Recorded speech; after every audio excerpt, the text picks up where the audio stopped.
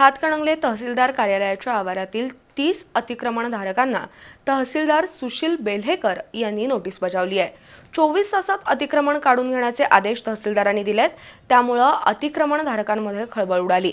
त्यांनी आमदार अशोकराव माने यांच्या नेतृत्वाखाली तहसीलदार सुशील बेल्हेकर यांची भेट घेऊन पर्यायी जागा देण्याची मागणी केली। राजकीय दबावामुळे अतिक्रमण हटवण्याची कारवाई प्रलंबित राहिली। 2 आठवड्यानंतर 13 गाळेधारकांनी न्यायालयात धाव घेतली आहे। त्यामुळे आता कारवाईचा हातोडा थंडावण्याची शक्यता आहे। हातकणंगले तहसीलदार कार्यालय आणि पोलीस स्टेशनच्या आवारातील गट नंबर 1165 मध्ये शासकीय जागेवर अतिक्रमण झाले। काही अतिक्रमणे 50 वर्षांची आहेत, तर गेल्या 10 वर्षात अतिक्रमणांची संख्या 30 वर पोहोचली आहे। आमदार अशोकराव माने यांनी या परिसराच्या डांबरीकरणासाठी 28 लाख रुपये मंजूर केलेत। कामाला सुरुवात होण्यापूर्वी अतिक्रमण हटवण्याची गरज आहे।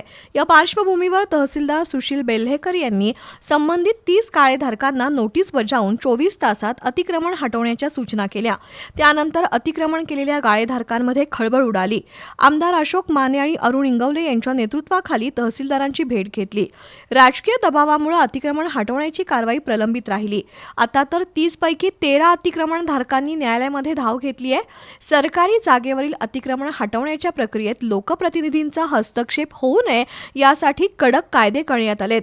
अतिक्रमण हटवण्याच्या प्रकरणात बाधा आणल्याचं सिद्ध झाल्यास संबंधित लोकप्रतिनिधीचं पद रद्द होऊ शकतं।